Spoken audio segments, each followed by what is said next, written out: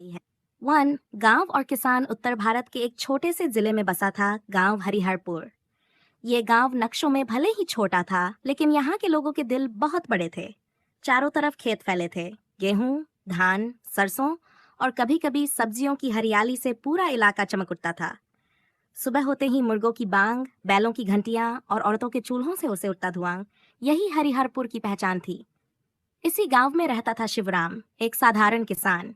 उम्र लगभग 45 साल, सांवला रंग, माथे पर पसीने की लकीरें और आंखों में गहरी गंभीरता। शिवराम के पास कुल 6 बीघा जमीन थी, जो उसे अपने पिता से विरासत में मिली थी। यही जमीन उसके जीवन की सबसे बड़ी पूंजी थी। शिवराम मानता था कि किसान और मिट्टी का रिश्ता माँ बेटे जैसा होता है। मिट्टी अगर नाराज हो जाए तो जीवन उजड़ जाता है, और अगर खुश हो जाए तो सब कुछ दे देती है। 2 परिवार की दुनिया। शिवराम के परिवार में उसकी पत्नी धर्मा, बेटा रवि और बेटी कविता थे। धर्मा एक शांत स्वभाव की महिला थी।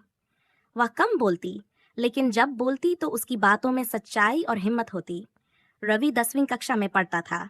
उसे किताबों से ज्यादा मशीनों में दिलचस्पी थी। वह अक्सर खेतों में लगी मोटर को खोल खोल कर देखता और सवाल पूछता। कविता 8 साल की थी, चंचल, हंसमुख और सपनों से भरी हुई। शिवराम चाहता था कि उसके बच्चे पढ़ लिख कर कुछ बने, ताकि उन्हें वह जीवन न जीना पड़े जो उसने जिया था। कर्ज, मौसम की मार और अनिश्चित भविष्य। बीते दिनों की पछायां। शिवराम का बचपन आसान नहीं था।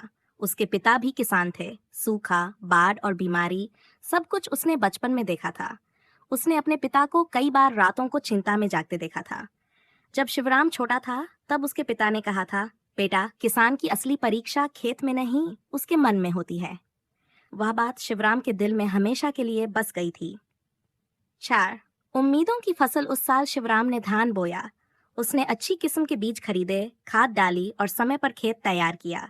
उसे उम्मीद थी कि इस बार फसल अच्छी होगी और वह पुराने कर्ज का कुछ हिस्सा चुका पाएगा। लेकिन किस्मत को कुछ और ही मंजूर था। बारिश देर से आई। जब आई भी तो इतनी तेज कि खेतों में पानी भर गया। कुछ दिन बाद अचानक बारिश रुक गई और तेज धूप पड़ने लगी। आधी फसल खराब हो गई।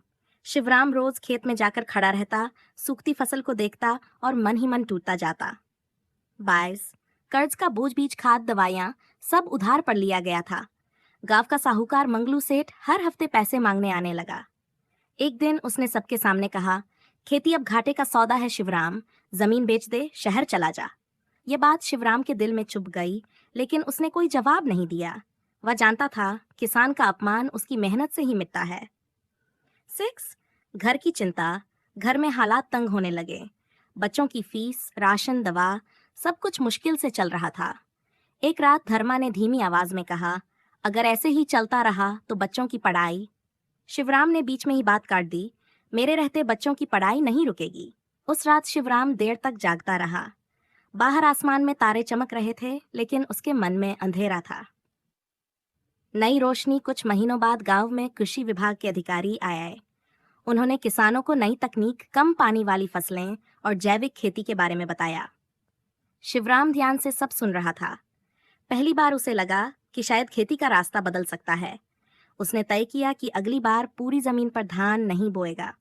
वह कुछ जमीन पर सब्जी और दाल उगाएगा। विरोध और हंसी। जब शिवराम ने गांव वालों को अपना फैसला बताया, तो कई लोग हंसने लगे। 6 बीघा में से 2 बीघा सब्जी, पागल हो गया है।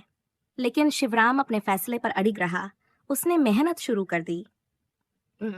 पसीने की कीमत। शिवराम सुबह 4 बजे उठता, खेत जाता, खाद तैयार करता, पौधों की देखभाल करता। धर्मा और बच्चे भी मदद करते। धीरे धीरे खेतों में हरियाली लौटने लगी, सब्जियां लहलहाने लगीं। पहली जीत। जब वह पहली बार सब्जी मंडी गया और अच्छे दाम मिले, तो उसकी आंखों में आंसू आ गए। ये आंसू दर्द के नहीं, जीत के थे। उसने घर आकर बच्चों के लिए मिठाई लाई। कविता ने कहा, बाबा, आज आप बहुत खुश लग रहे हो। आत्मसम्मान की वापसी। धीरे धीरे शिवराम ने कर्ज चुकाना शुरू किया। मंगलू सेठ का व्यवहार बदल गया। अब वही लोग सलाह लेने आने लगे जो पहले हंसते थे। दो बच्चों का भविष्य। रवि ने विज्ञान में रुचि दिखानी शुरू की।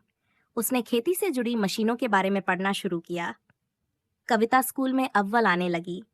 शिवराम को लगने लगा कि उसका संघर्ष रंग ला रहा है। समाज में पहचान कुछ सालों में शिवराम पूरे ब्लॉक में जाना जाने लगा। उसे प्रगतिशील किसान कहा जाने लगा। सरकार की ओर से उसे सम्मान मिला। मंच पर खड़े होकर उसने कहा, किसान कमजोर नहीं होता, हालात उसे कमजोर बना देते हैं। अंतिम सीख, शिवराम जानता था कि संघर्ष कभी खत्म नहीं होता, लेकिन अब उसे भरोसा था, अगर नीयत साफ हो, मेहनत सच्ची हो और उम्मीद जिंदा हो, तो मिट्टी कभी धोखा नहीं देती। समापन, यह कहानी सिर्फ शिवराम की नहीं है। ये हर उस किसान की कहानी है जो धूप में जलता है, बारिश में भीगता है, लेकिन फिर भी हार नहीं मानता, क्योंकि किसान जानता है मिट्टी का कर्ज मेहनत से ही चुकाया जाता है।